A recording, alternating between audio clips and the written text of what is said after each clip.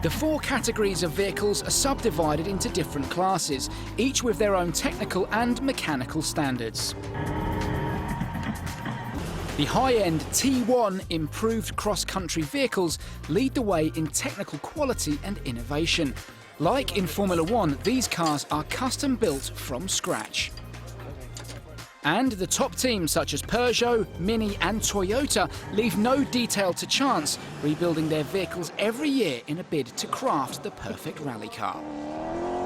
All the evolutions of the car has never finished. You can always improve the car. You can always work in suspension, work in the engine. It is a never-ending story. You always keep working, you always keep improving.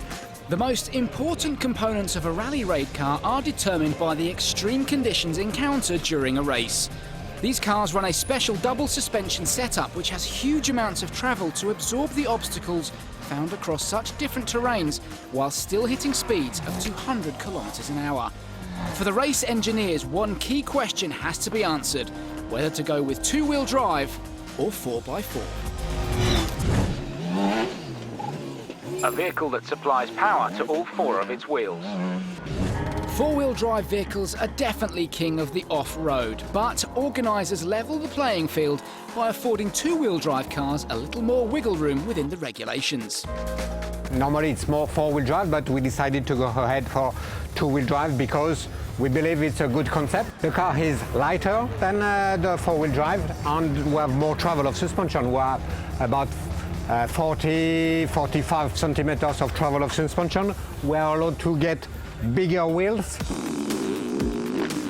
Bike riders get to swerve the drivetrain configuration topic altogether. And though bikes are undoubtedly the toughest vehicles with which racers try to tame the terrain, many of today's car drivers, including Cyril Desprez, started their rally raid career on only two wheels.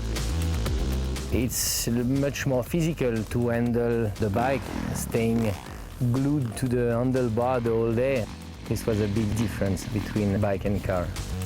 Unlike a normal bike, a rally raid bike requires a few more tweaks and a bit more tampering.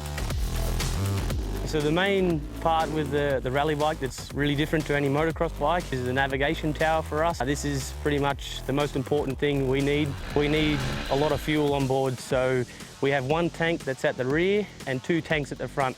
In total, we can get about 34 litres on board on this bike. Underneath the motor, on the bash plate, we have a water tank. This is a compulsory thing we need to have. We can use this water to repair the bike and then basically fill our radiators back up. Or if we're in a lot of trouble and we're stuck and stranded out in the desert, we can also use this for drinking water.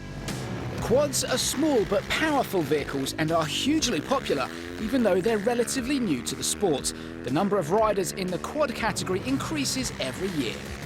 Somewhat bigger than the quads are the trucks. These beasts weigh 8 tons and roar along to the tune of 1,000 horsepower. Their top speed is limited to 160 kilometers an hour to prevent them overtaking the cars. You might be wondering how a truck with that much power and, more importantly, that much weight is able to take the abuse of the Dakar Rally. Well, if you look in here, you'll find the answer. It's a fully adjustable double damper setup with 300 millimeters of travel, and that's what allows these things to do things like this.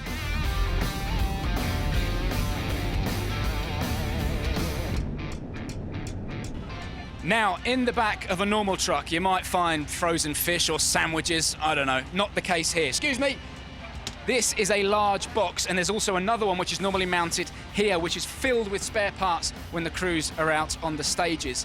Up here, you have a 60-litre air tank, which is feeding the air brakes, and over here, 2 more 30-litre air tanks, which is doing the same job.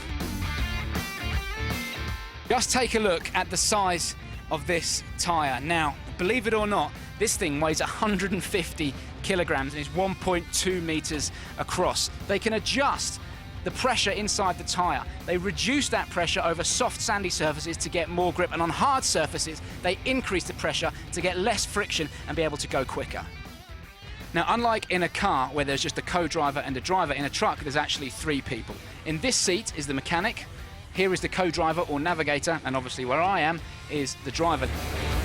Trucks not only race in their own class, but they also carry out a vital role: support. Rally Raid rules state that only registered competitors are allowed to help each other out during a race, so many teams enter their support trucks into this category. The Russian KAMAZ team dominates the truck category. Engine manufacturers by day, KAMAZ employees double up as racing team members, and their trucks are tested under the toughest, most extreme conditions.